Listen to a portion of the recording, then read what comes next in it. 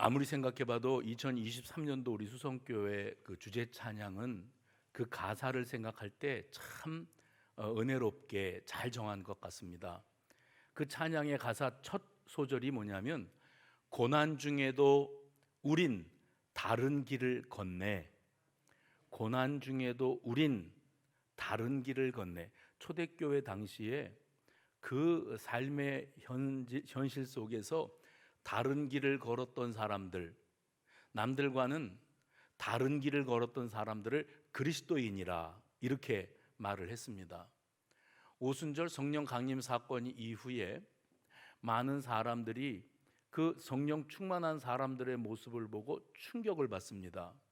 특별히 저들이 난 곳 방언으로 말하는 소리를 들으면서 저들이 술에 취하였나 오해하였을 때 사도 바울이 그들에게 나서서 사도 베드로가 그들에게 나서서 이것은 술에 취한 것이 아니요 하나님께서 일찍이 우리에게 주시마 약속하셨던 성령이 임하신 사건인데 하면서 예수 그리스도의 십자가 복음을 그들에게 전하였습니다. 사도 베드로가 전하는 이 메시지를 듣고 들은 이들 가운데 3천 명이나 되는 사람들이 성령 충만하고 그리고 그리스도인의 무리 속으로 들어왔습니다. 또 한 번의 설교가 있었고 그 다음에는 5천 명이나 되는 사람들이 그리스도인의 공동체 안으로 들어왔습니다. 그런데 이 그리스도인들의 모습을 바라보면서 사람들이, 일반 대중들입니다, 사람들이 충격을 받습니다. 왜냐하면 그들의 이전의 삶의 모습과 말씀 받고 성령 충만한 이후에 그들의 삶이, 현실 생활이 판이하게 달라졌기 때문입니다. 이것을 혁명적 변화라 해봅시다. 혁명적 변화. 사울이 변하여 바울 됐지 않습니까? 사울이라고 하는 한 인격체가 있었는데 이 사람은 나름대로 가문도 좋고 배울 만큼 배웠고 자부심이 대단한 똑똑한 사람인데, 이 사람이 자기 자신이 하나님을 기쁘시게 하는 일은 예수 믿는 도당들을 뿌리 뽑는 것이다 이렇게 생각을 했더랬습니다. 그래서 믿는 사람들을 핍박하고 그들을 잡아 가두고 하는 일에 앞장섰던 그가 다메섹 도상에서 예수님을 만나지요. 찬란한 빛 가운데 예수님을 만나고 그가 인생의 대변혁을 경험하게 되어집니다. 그리고 나서 그가 바울이 되어지지 않습니까? 저는 사도 사울이 바울 되어진 역사처럼 오늘 이 초대교회 당시의 성도들의 모습을 이렇게 돌아보면서 이 성도들도 저들이 성령 충만하기 이전의 삶과 성령 충만하고 그리스도인의 무리에 들어오기 이전의 삶과 그 이후의 삶이 완전히 판이하게 달라졌다는 겁니다. 그래서 혁명적 변화라 이렇게 말씀을 드리는 거죠. 뭘 보고 이때 당시 사회가 충격을 받았는가 하면, 이제 은혜 받고 교회의 공동체 안으로 들어온 사람들이 지금까지의 삶은 어땠는가 하면 물질 중심의 삶이고 이기주의적인 삶이고 자기 육신의 쾌락과 안위와 만족을 위해서 살아가는 인생이었더랬는데, 성령 충만하고 그리스도인이 된 이후에 그들의 삶은 어떻게 달라졌다고 성경이 표현합니까? 일단 그들이 그동안에 악착같이 긁어 모으고 내 것을 지키던 삶에서 내려놓음이 있습니다. 그리고 그 공동체, 믿음의 공동체 안에서 가난한 사람, 소외된 사람, 배고픈 사람이 있으면 구제하는 일을 위해서 자기 것을 기꺼이 자발적으로 내어놓는 헌신이 있었습니다. 그러니 교회 안에서도 물론이거니와 세상 사람들도 바라볼 때 어떻게 저럴 수가 있지? 사람이 어떻게 저렇게 달라질 수가 있단 말인가 하면서 적지 않은 충격을 받습니다. 그리고 그럴 수 있는 사람들이 모여 있는 곳이라면 나도 그들 속에 속하고 싶다, 나도 그런 인생의 대변혁을 경험하기를 원한다 하는 마음으로 자발적으로 신앙 공동체 안으로 들어오는 사람들이 기하급수적으로 늘어나고 있었습니다. 이때 당시 사회는 매우 혼탁하고 부패하고 쾌락 중심의 사회고, 그리고 사람들이 다 자기 중심적이 이기적이고 인본주의적이며 불신풍조가 만연하고 사람들이 서로를 향하여 적대감을 품습니다. 우리 지금 사는 사회와 크게 다르지 않습니다. 손해는 절대 보고 살 생각이 없죠. 피해를 입으면 반드시 거기에 대해서 보복을 하거나 법적 조치를 해서라도 내 직성이 풀려야 되는 세상입니다. 근데 이때 그리스도인들의 모습이 그런 사회 속에서 각박하고 그리고 자기밖에 모르는 그런 사회 속에서 남을 위하여 내 것을 기꺼이 내어놓는 삶, 가히 혁명적입니다. 있을 수 없는 일이고 상상할 수도 없는 일이 그 사회에서 일어나고 있었습니다. 그런 사회 속에서 그리스도인 된 사람들의 그 혁명적 변화는 가히 사울이 바울 되었던 그 변화만큼이나 그렇게 충격적인 사건이었다고 말씀드릴 수 있습니다. 오늘날 교회가 자정 능력조차 상실했다. 그건 뭡니까? 잘못된 거, 죄악된 거, 부패한 것들에 대해서 이게 치리를 행사하여야 되고, 잘못된 것들에 대해서 그것을 정죄하고 거기에 대해서 잘못을 지적하고 할 줄 알아야 되는데, 이것 없이 그냥 구렁이가 담 넘어가듯이 어물쩍 넘기면서 교회가 부패하는 겁니다. 죄 지은 어떤 인생이나 그걸 보고도 바로잡아 줄 수 있는 능력이 없는 교회나 다 똑같다는 겁니다. 그래서 현대 교회가 자정 능력을 상실한 교회, 개혁의 대상이 되어지는 교회, 사회로부터 걱정거리가 되어지는 교회 그러면 한숨부터 나오는 공동체로 전락하고 말았습니다. 그런데 우리 교회가 원래 모습은 어땠다고요? 제가 초대교회에 대하여 말씀드릴 때마다 옷본 이야기를 했습니다. 어떤 옷이든지 다 기본 틀이 있기 때문에 거기에서부터 여러분 신체 사이즈에 맞는 옷이 나왔고 여러분이 그걸 돈 주고 사 입으신 겁니다. 모든 전 세계에 흩어져 있는 교회들, 세워져 있는 교회들, 우리나라 안에 있는 교회들, 수원 장안에 있는 교회들만 해도 다 이 모든 교회들의 원형 옷본은 어디냐면 초대교회였어요. 예루살렘 교회입니다. 그리고 성령 충만함으로 세워진 교회였습니다. 그리고 그 교회의 원형에는 뭐가 있냐면 자발적인 나눔이 있고 희생이 있고 섬김이 있었습니다. 그런데 지금 이 시대의 교회, 세상으로부터 지탄의 대상이 되고 걱정거리가 되어지는 교회의 모습 안에는 자정 능력이 없는 교회, 잘못된 것을 잘못되었다고 말도 못하는 교회. 왜요? 시험 들을까 봐, 떠나갈까 봐, 사람 숫자 줄어들까 봐, 헌금 줄어들까 봐, 이걸 영업을 하는 것도 아니고 돈벌이를 하는 것도 아닌데 교회가 교회답지 못하다는 거예요. 지금 이 시대 교회가. 그래서 이 시대는 하나님 앞에서 다른 길을 걷는 교회, 다른 길을 걷는 성도를 만들어내지를 못하는 겁니다. 바라기는 오늘 우리 수성교회는 다른 길을 걷는 성도들로 가득하기를 간절히 소망합니다. 그건 뭘 말하냐면 세상이 다 그러고 살아. 그러면 나도 뭐 별건가? 나도 그리스도인이라는 간판만 걸었지 남들이 하는 대로 다 그러고 나도 사는 거지. 그러면 원래 교회는 그렇지 않았거든요. 다른 길을 걷는 사람들로 가득했던 교회가 어느덧 세상 길과 똑같은 길을 걷는 사람들로 가득 차 있는 겁니다. 그러니 어떤 말씀을 들어도 찔림도 없고 그냥 다 좋은 말씀이고 옳은 말씀인데 나는 내 현실 속에서 그렇게 살 용기도 없고 능력도 없고 그냥 남들처럼만 하고 살다가 갈란다 하니 성도도 교회도 무능한 교회로 전락할 수밖에 없게 되었다는 겁니다. 사무엘상 16장 말씀에 보시면 하나님께서 선지자요 또 영적 지도자였던 사무엘에게 명을 내리시는데 이스라엘의 초대 왕은 사울 왕이었죠. 사울 왕이 이제 조금씩 변질되어집니다. 그래서 하나님께서 사울 이후의 왕을 새로운 인물로 세우기로 하나님이 결정하십니다. 그래서 사무엘에게 명하시기를 내가 너에게 지정하는 곳으로 지정하는 집으로 찾아가서 그 집에 있는 아들들 가운데 하나에게 뿔에 기름을 담아 가지고 가서 기름을 부어라. 그리고 그를 지명하여 하나님의 종으로 또 이스라엘의 2대 왕으로 세워라 하고 명을 내리셨어요.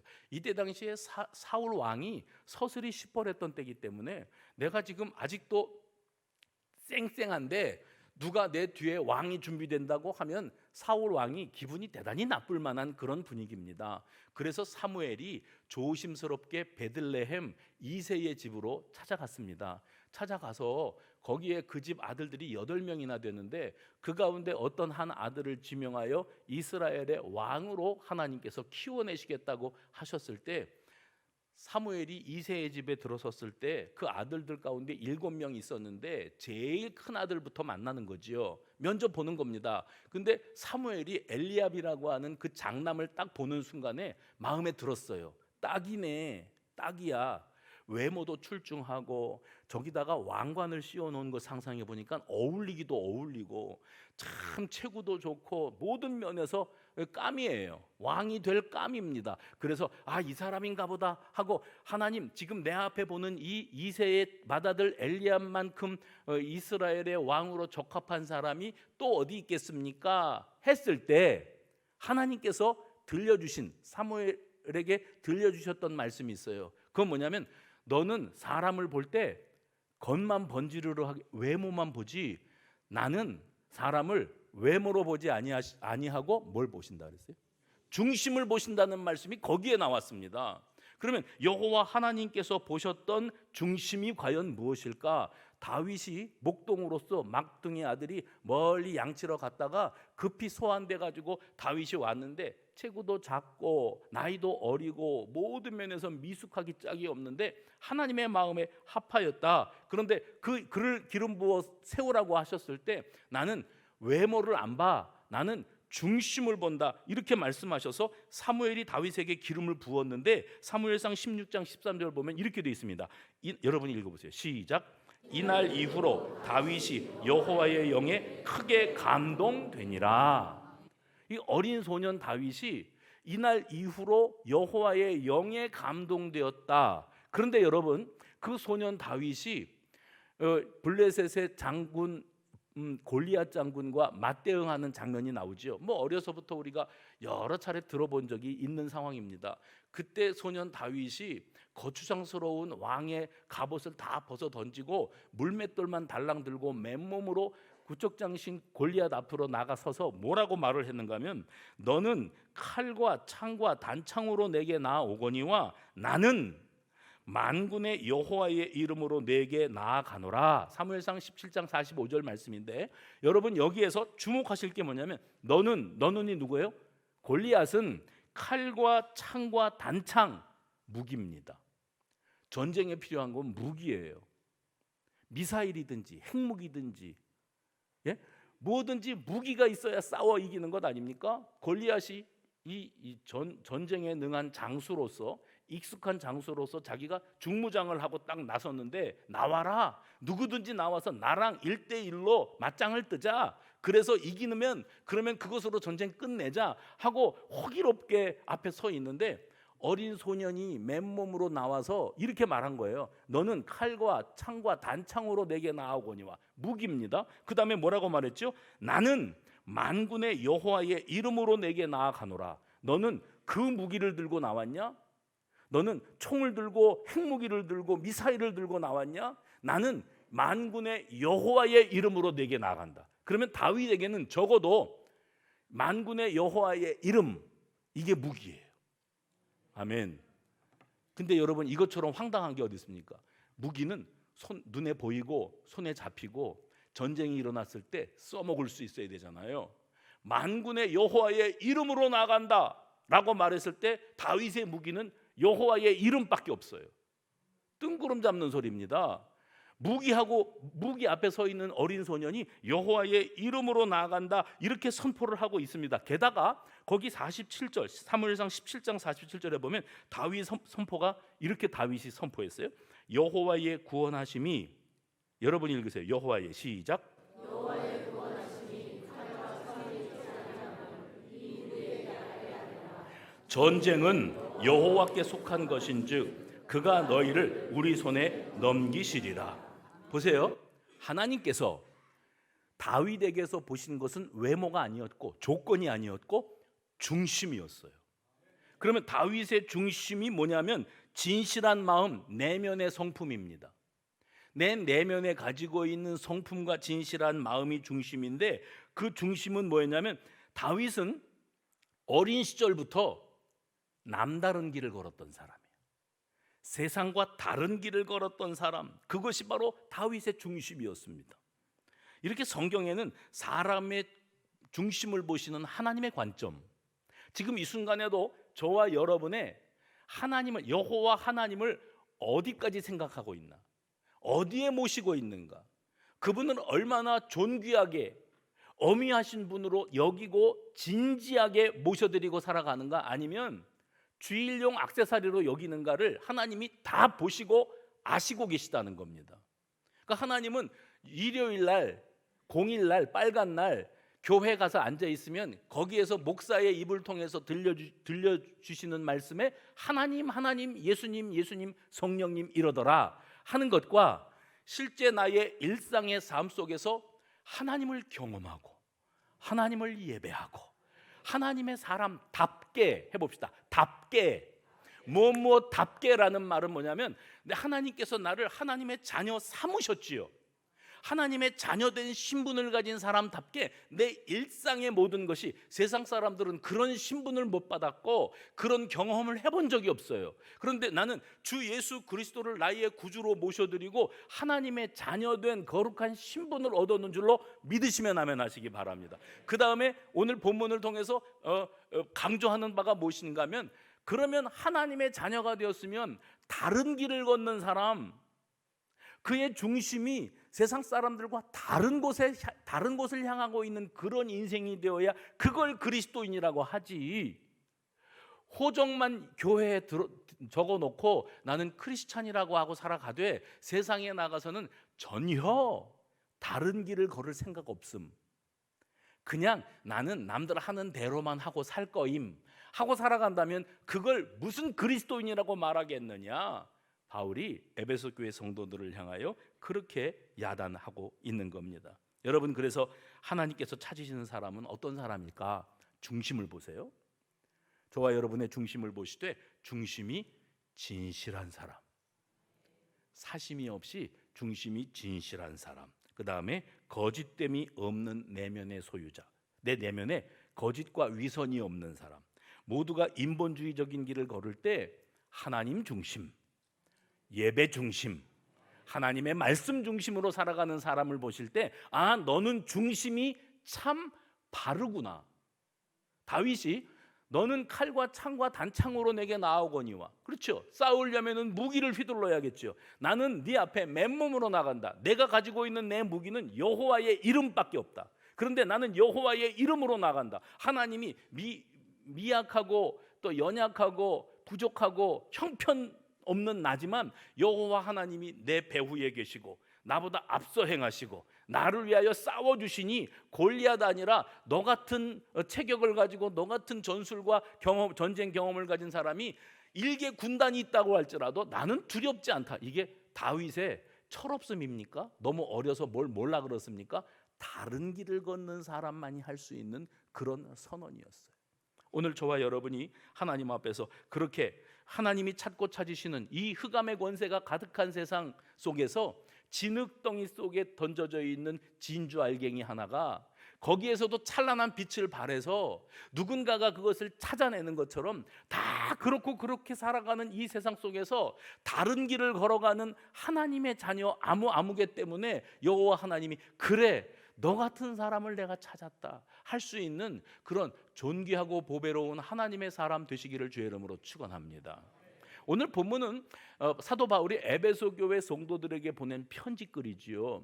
근데 여기 에베소 교회 그러면 에베소라고 하는 도시, 마을이 있습니다. 그런데 실제로 에베소 마을만을 향하여 쓴 편지라기보다는 에베소 지역, 에베소를 중심으로 해서 그 일대에 흩어져 있는 여러 동네들이 있는데 그 지역에 사는 사람들에게 사도 바울이 긴급히 들려줄 말이 있어서 보낸 글이 에베소서입니다.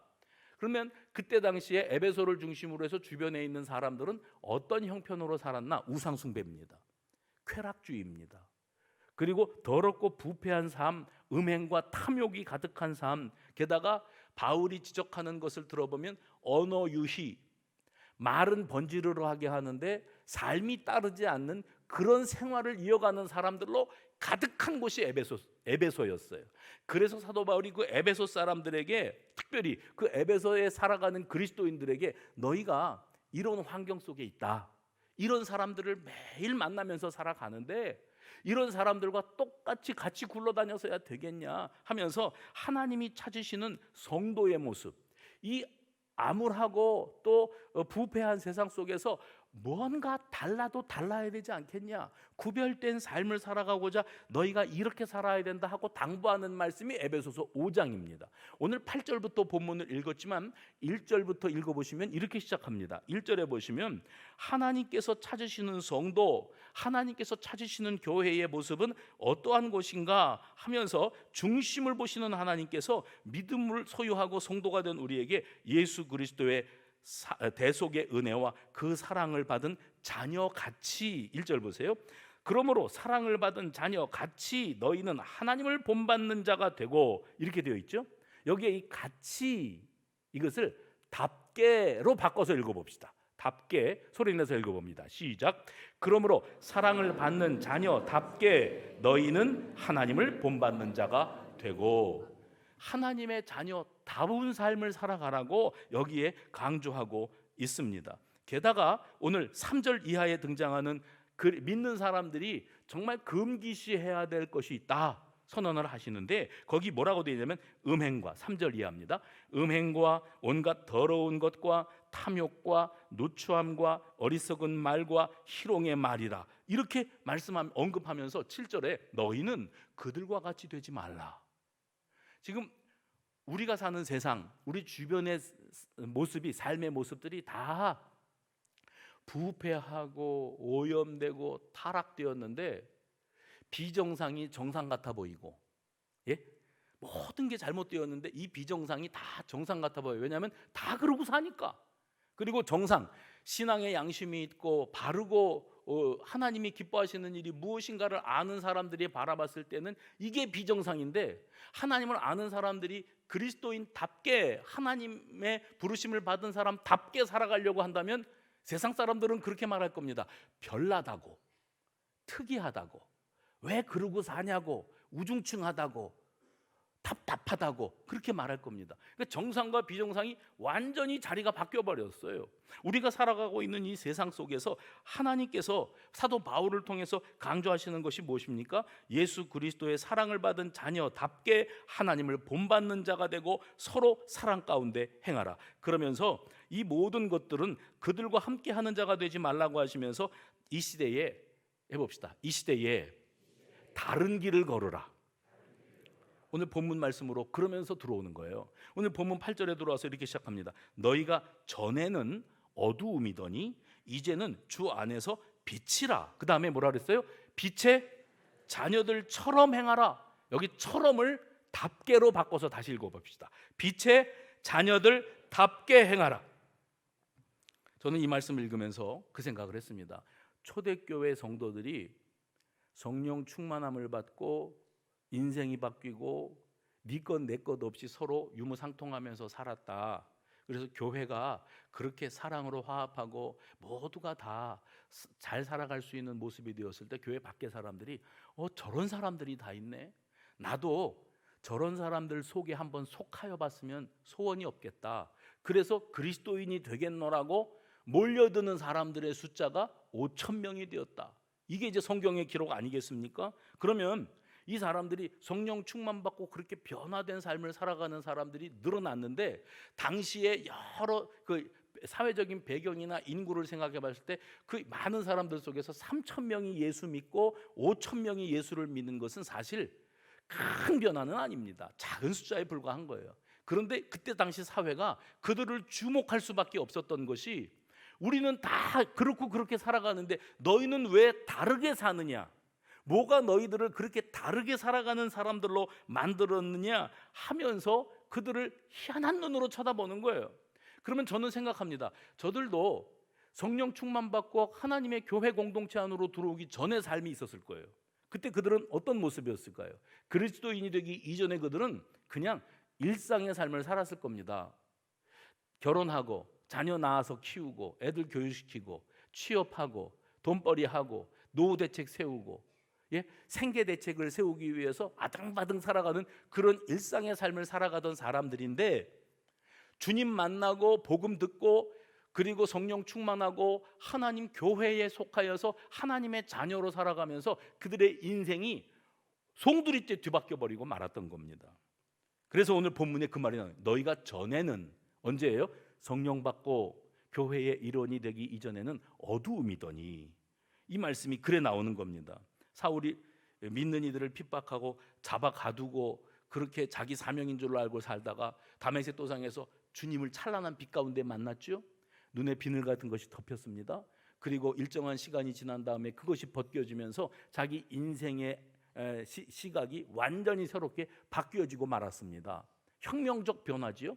마찬가지로 여기 이때 당시에 성도된 이들이 다 사울이 바울된 것 같은 인생의 대전환점, 인생의 대변혁을 경험했습니다. 우리도 그리스도인이 되어서 내가 어느 날 교회 다니고 싶어서 교회 등록해서 등록카드 제출하고 나 수성교회 교인 됐다 하면 사람이 인생이 바뀝니까? 생활이 바뀌느냐고요? 아니요. 우리는 그냥 하던 대로 살면서 일요일 날, 빨간 날, 공휴일 날, 노는 날 예배당에 가가지고 예배드리다가 돌아오는 거예요. 그리고서 나는 오늘 교회 갔다 왔다, 예수 믿는 사람이다, 이렇게 여기는데 그걸 두고서 변화라고 말하지 않습니다. 여기 오늘 등장하고 있는 다른 길을 걷는 사람들은 월요일부터 토요일까지 일상의 생활이 송두리째 바뀌어버렸어요. 주님이 주신 말씀으로 말미암아, 성령 충만으로 말미암아, 내가 받은 은혜로 말미암아, 구원의 감격으로 말미암아 내 인생이 송두리째 바뀌어버린 겁니다. 이것을 혁명적 변화라고 말하는 거예요. 근데 오늘날 우리들은 이런 혁명적 변화를 경험하지 못하고 그냥 그렇고 그렇게 신앙생활이라고 유지해 나가고 있는 겁니다. 오늘 본문에 너희들이 그렇게 전에는 어두움으로 살더니 이제는 인생 방향 감각을 상실하고 살던 너희가 빛 가운데서 주님을 만나지 않았느냐. 어두움 가운데 빛이 비추어지면 그 빛이 임하는 곳에 어두움은 더 이상 머물러 있을 곳이 없다.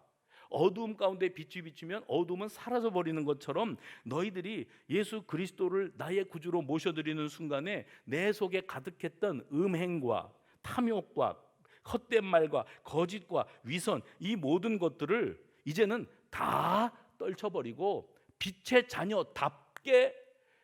자녀답게 너희가 빛으로 나와야 된다. 그 길은 결코 어두운 길이 아니다. 어둠이라고 하는 것은 거기 빛이 비추면서 온전히 사라지지 아니하더냐. 너희에게 비추어진 빛은 예수 그리스도 복음이다. 할렐루야. 너희들에게 비추어진 빛은 예수 그리스도의 복음이다. 그분을 너의 중심, 하나님은 뭘 보신다고요? 너희 중심에 모셔드리는 순간 하나님이 너희들 가운데서 그 어두움을 몰아내시고 너희의 삶이 새로워지게 될 것이다. 여러분, 우리는 어두움의 가운데 살다가 그 은혜를 힘입어서 이 광명한 곳 하나님 교회의 구성원이 되었습니다. 이기심 가득했던 저들이 초대교회 성도들입니다. 내 것만 챙기고 왜 나는 손해 못 봐, 절대 나는 양보 못해, 이러고 살던 사람들이 내어놓고 양보하고 배려하고 희생하고 하는 모습으로 완전히 송두리째 바뀌었어요. 그래서 너희가 전에는 어두움이더니 이제는 주 안에서 빛이라, 빛의 자녀들처럼 행하라, 빛의 자녀들답게 살아라, 이렇게 선언하고 계시는 겁니다. 그래서 오늘 이 말씀을 통해 고난과 시련과 환난과 핍박 중에도 다른 길을 걷게 된 사람들에게 일어났던 삶의 본질적인 변화는 과연 어디서 비롯된 것이었는가, 이걸 생각해 보게 됩니다. 여러분, 특별히 우리 중심의 변화라는 것은 곧 뭐를 뜻하는가? 내가 오늘부터 결심하고 그리고 새 사람으로 살아야 되겠다, 결심, 그렇다고 변화되는 게 아니에요. 삶의 변화입니다. 생활이 바뀌어야 되는 겁니다. 예수를 나의 구주로 모셔드리고 그 십자가 복음을 받아들인 사람들에게 드러나는 현상, 적어도 초대교회에 나타났던 변화는 행동의 변화였어요. 생활의 변화였습니다. 말로만이 아니었습니다. 요즘에 그 아주대학교 그 병원의 그 정신과 의사로 오은영 의사가 있었어요. 이분이 이제 박사가 되어가지고, 오은영 박사는 이제 병원에는 거의 출근 안 하고 거의 슈퍼스타급입니다. 이분이 상담을 해주면 안 바꿔지는 일이 없는 것처럼 그렇게 비춰지더라고요. 금쪽 같은 그거, 요즘에 이제 그걸로 히트를 쳤는데 예전에도 그런 프로그램이 있었습니다. 우리 아이가 달라졌어요, 이랬습니다. 이 오은영 박사가 거기서부터 수원 사람이에요. 거기서부터 시작을 했는데 이 프로그램들이 포맷이 다 똑같습니다. 그럼 등장하는 아이들은 다 어떤 아이들인가 하면 아주 어린 아이들, 4살, 5살, 6살 뭐 이 정도 아이들입니다. 근데 이 아이들이 그냥 보통 아이들이 아니에요. 특이 행동을 합니다. 막 욕을 하고 거칠고 엄마고 아버지고 할머니고 할 것 없이 막 물건 집어 던지고, 그리고 유치원에 놀러 동네 놀이터에 나갔다가 남의 집 애들 얼굴에 오선지를 그려버리고 그러는 아이들이요. 욕을 입에 달고 살고 이런 아이들이요. 부모가 통제를 하지 못해서 이 아이들을 이제 오은영 박사에게로 데리고 와서 얘 좀 어떻게 해보라고 그러는데, 우리가 얼른 처음에 화면의 장면을 보면은 정말 답답합니다. 어떻게 저런 애가 있나. 근데 여러분, 그 프로그램들의 공통점을 아십니까? 이 아이가 심각한 소아 정신 질환이 있으니까 입원을 시키고 격리 수용을 하면서 약물 치료와 심리 치료를 병행해야 됩니다라고 하는 것을 한 번도 못 봤어요. 애는 그냥 내버려 둡니다. 그리고 부모는요, 자기 아이의 그 일상생활의 그 장면을 모니터하면서 엄마고 아빠고 눈물을 줄줄 흘립니다. 우리 아이가 뭔가 상처가 있어요. 아픈 아이예요. 근데 이걸 어떻게 해결하면 좋겠습니까? 했을 때 아이는 그냥 놔두면 됩니다. 그 다음에 누구를 바꿔요? 부모를 바꿉니다. 부모가 그 아이를 대하는 일상 속에서의 태도를 바꾸라 그러면 그 아이는 저절로 바른 아이로 돌아오더라고요. 제가 그 모습을 보면서 사람이 달라질 수 있구나. 사람은 사랑받고 싶고 인정받고 싶고, 그런데 그 양이 차지 않으면 나 관심 좀 가져달라고, 사랑 달라고 별짓을 다 하는구나 애들이. 그래서 애들이 부모를 다루는 거예요. 쉽게 표현합니다. 애들이 부모를 가지고 노는 거예요. 특이 행동을 통해서. 안 그러면 나한테 신경을 안 쓰니까. 근데 이제 부모가 새로운 시선을 가지고 아이를 바라보라고 하면 그 아이는 이제 그때부터 조금씩 바뀌어지고 치유가 일어나는 것을 봅니다. 저는 이것을 우리 신앙생활에도 적용을 해보고 싶더라고요. 저와 여러분이 참 그렇게 살아왔습니다. 인생길을 살아오면서 상처도 많고 아픔도 많고 한도 많은데 주 예수 그리스도를 믿고 구원받은 하나님의 백성이 되었어요. 그런데 우리 신앙생활의 내면에도 혁명적인 변화가 필요해요. 혁명적인 변화가 필요한데 그것은 곧 뭐를 통해서냐? 내가 서약 각서를 쓰고 혈서를 쓰고 결단을 하고 그러면 바뀝니까? 아니요. 사람은 그렇게 바뀌는 존재가 아닙니다. 그런데 사람이 바뀌어요. 믿음 안에서. 어떻게 바뀌었나? 성령의 충만함을 입으니까.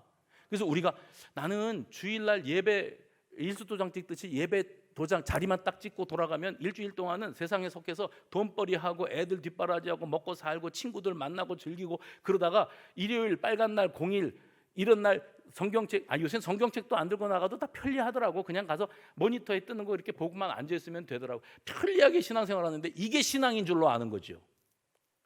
그런데 우리 신앙의 액면가가 드러날 때가 옵니다.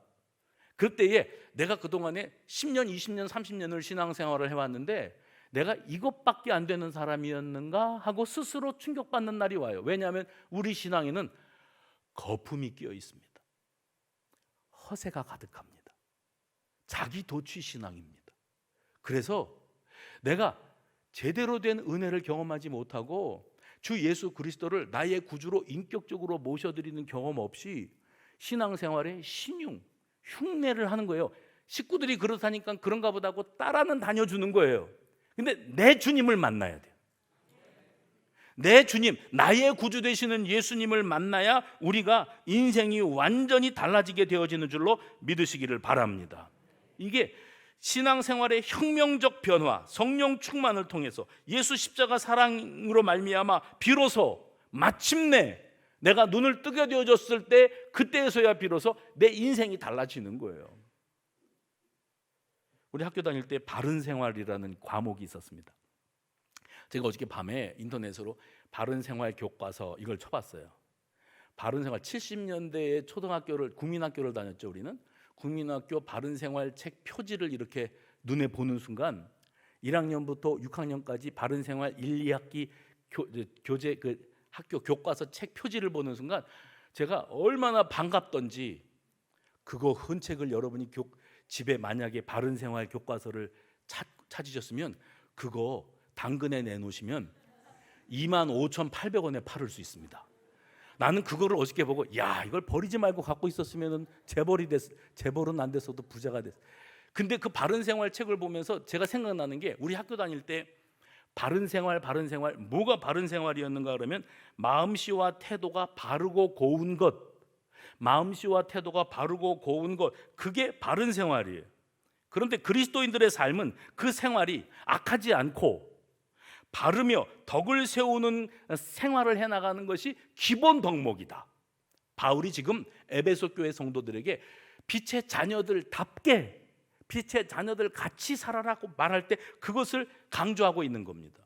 우리가 그리스도인이 되어서 이 사회에 살아갈 때의 삶의 태도가 이 사회의 공공적인 가치에 있어서 정의로움을 보이는 것입니다. 그렇다면 이 정의로움은 무엇인가? 성경에는 그것을 의로움이라고 표현을 했어요. 그럼 여기 성경이 말하는 의로움은 하나님과 인류를 향한 그리스도에 대한 나의 직무, 나의 본분을 다하며 이것을 공정하게 수행하는 것을 의로움이라고 말합니다. 실제로 신명기 6장 25절의 말씀에 보면 의로움에 대한 정의가 나와요. 읽어보십시오. 시작.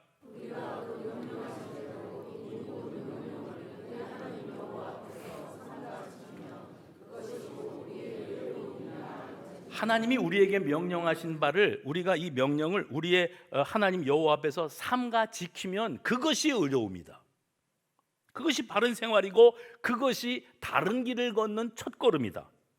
말씀 따라 살겠다고 결단하고 실생활 속에서 그 말씀이, 받은 바 말씀이 내 삶에 결정적인 영향을 미치지 않았다. 그냥 말씀은 좋은 말씀, 좋은 말씀, 옳은 말씀 정도에 그쳤지 내 생활에 전혀 영향을 미치지 못했다 그러면 우리는 절대 다른 길을 걸을 수 없을 겁니다. 말씀 따라 살기로 결단했으면 그 말씀이 내 생활에 영향을 미치고 그렇게 살아가야 의로운 사람이라. 그리스도인을 오늘 본문은 어떻게 말하는가 하면 하나님과 그 말씀 앞에 진실된 사람, 저와 여러분이 그런 사람 되기를 간절히 바랍니다. 이기적이고 계산적이고 어리석은 말, 쓸데없는 말, 하나마나 하는 말, 더러운 것과 탐욕으로 가득한 그리스도인이 있다고 하십시다. 그런 사람을 두고 저는 그렇게 표현했어요. 거품신앙이라, 허세신앙이라. 한순간에 나에게 시련이 찾아올 때 내가 얼마나 거품신앙이었는지, 내가 스스로 생각했을 때 내 믿음은 이 정도는 돼 여겼던 것이 얼마나 허무하게 빠져버리는지를 당박에 경험하게 될 겁니다.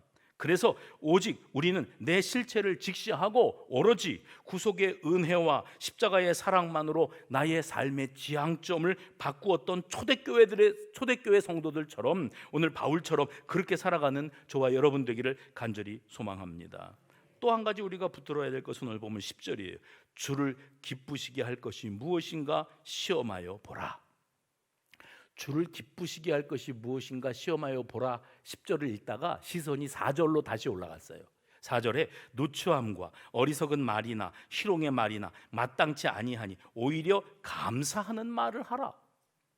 제가 보는 신문은 이제 교계 신문이지요. 목사들이 보는 신문은 그 신문에 어떤 목사님이 칼럼을 썼는데 제가 지금도 인상 깊게 기억하고 있어서 인용을 합니다.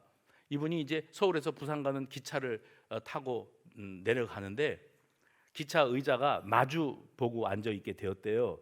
근데 어떤 부부가 맞은편에 와서 앉았어요. 바로 무릎이 달랑말랑하게 마주 앉았으니 뭐 눈인사라도 했겠죠.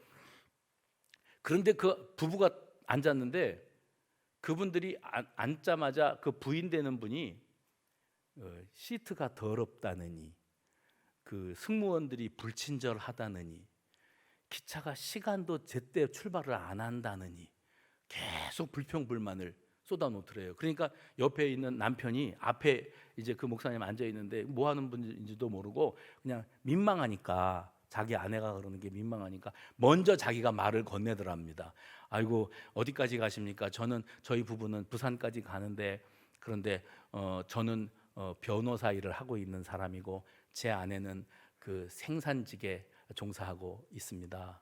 그러니까 목사님이 물었대요. 어떤 제품을 만드십니까? 그랬더니 그 남편이 가로채서 하는 말이 제 아내는 불평을 생산하는 직업을 가지고 삽니다.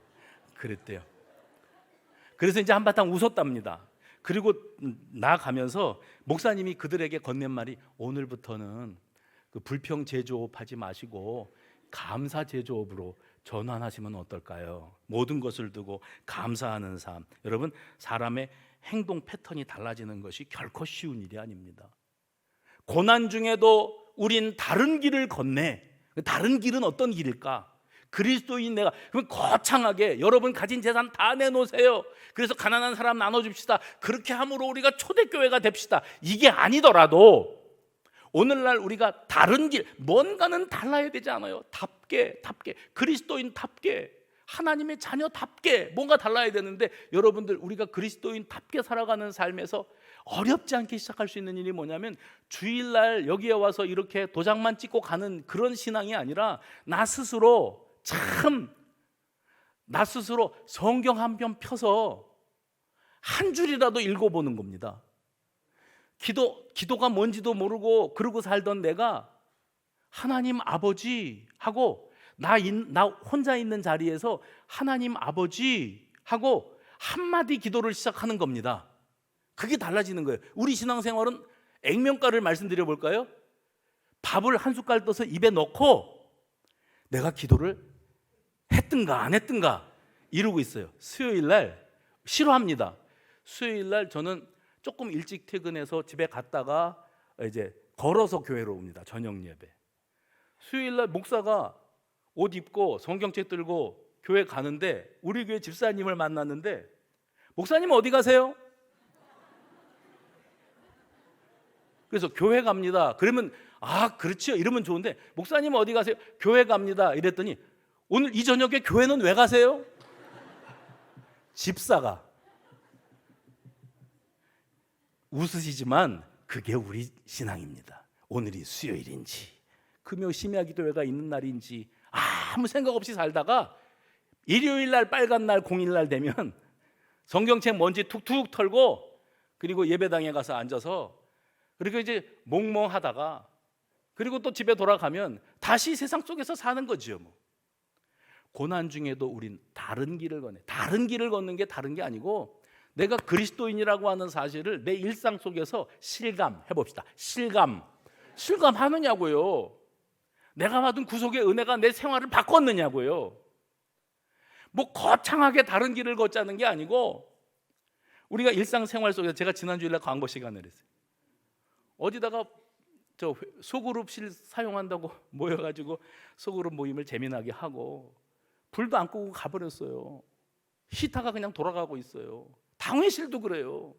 그러면 히터 꺼야죠. 누군가 해야 되는데 깜빡하고 가셨겠죠. 보니까 제가 텔레비전에 보니까 요즘에는 등산을 하는 사람들이 스틱 2개 스틱 들고, 그리고 산을 이렇게 이제 으쌰으쌰 올라가는데, 그냥 정상 밟는 등산이 아니고 그런 거 있답니다. 요즘에 유행이라는데, 젊은 사람들을 중심으로 해서 등산로에 떨어져 있는 캔이나 쓰레기나 이런 것을 이제 비닐봉지에다가 담으면서 올라가요. 그러면 생각해 보십시오. 누구는 아이스크림 하나 물고 산에 올라가다가 휙 던져요. 물통이 있어야 되잖아요. 물 이렇게 벌컥 마시고 휙 던져요. 어디다가요? 산에다가. 누구는 길 가다가 그걸 또 주워야 돼요. 누구는 버리는 사람이고, 누구는 줍는 사람이고. 그리스도인은 다른 길을 걸어야 된다니까요. 여러분, 이제까지 버리고 저질러 놓고 사는 삶을 살았으면, 이제부터 저와 여러분은 수습하는 인생, 세상을 좀 깨끗하게 하고 정돈하고, 할머니가 폐지를 주셔서 골판지를 리어가에다가 산더미처럼 쌓고 언덕길을 올라가는데, 그거 가져가면 얼마 받냐 그러니까 3,200원 받는데, 산더미처럼 쌓았는데. 그런데 그걸 보면서 아이고 저 할머니 고생 많으시다, 허리도 다 굽었는데, 이게 아니고 용기 해봅시다. 용기 내서 그거를 밀어줄 줄만 알아도 다른 길이에요. 지금까지 그런 거 안 해봤잖아요. 다른 길을 걷는 신앙, 거품 신앙, 허세 신앙이 아니라, 제가 올해 들어와갖고 누누이 강조하는 겁니다. 그리스도인 됨의 표징이 무엇인가? 내가 그리스도인으로 살아가면서 다른 삶의 모습을 보이는 표징은 뭐냐면, 일상생활 속에서 지금 이 자리에, 이 상황 속에서 하나님의 뜻은 어디에 계실까? 하나님은 내게 무엇을 깨닫게 해주시기를 원하실까? 이거를 생각하는 게 1번이고요. 두 번째는 뭐냐면 이 상황 속에서 나는 어떻게 하나님을 기쁘시게 해드릴까? 의식하고 사는 겁니다. 그리고 3번은 뭐냐면 예수님이라면 이 상황을 만나셨을 때 어떻게 반응하시고 말씀하셨을까를 떠올리는 거예요. 그게 그리스도인 됨의 표징입니다. 그런데 이 일을 통해서 하나님께서 나에게 뭘 깨우쳐 주실까? 하나님의 뜻은 어디 계실까를 생각할 줄 몰라요. 어떻게 하면 나는 여기에서, 이 자리에서 하나님을 기쁘시게 해드릴까를 의식하지 않아요. 예수님이라면 어떻게 하셨을까를 떠올리지도 못해요. 그러면서 나는 그리스도인이에요. 뭐가 다릅니까? 세상과 다른 길을 걷는 사람은 항상 내 잠잘 때나 깨어있을 때나 내 의식의 중심에 하나님이 계시고 하나님의 말씀이 있고 그 하나님께 영광이 되어지는 삶을 살고자 했을 때 바로 그 사람이 다른 길을 걸어가는 사람. 찬송가 94장 주 예수보다 귀한 것은 없네 하는 찬송이 있는데 거기 2절 가사가 이렇게 되어 있습니다. 주 예수보다, 같이 합시다. 시작. 주 예수보다 더 귀한 것은 없네. 이 세상 명예와 바꿀 수 없네. 이전에 즐기던 세상 일도 주 사랑하는 마음 뺐지. 여기가 중요해요. 세상 즐거움 다 버리, 그 다음에 세상 자랑 다 버렸네. 보십시오 여러분, 우리가 늘 찬송을 부르면서 이 찬송을 불렀는데 그 가사 속에 뭐가 있냐면 주님보다 더 귀한 것이 없기 때문에 나는 세상의 명예와 바꿀 생각이 없고, 주님을요, 내 세상에 즐기던 일들도 나는 다 내려놓을 용의가 있고, 주 예수보다 귀한 것이 없기에 세상 즐거움도 다 내버리고 세상 자랑거리도 다 버리기로 결심했노라고.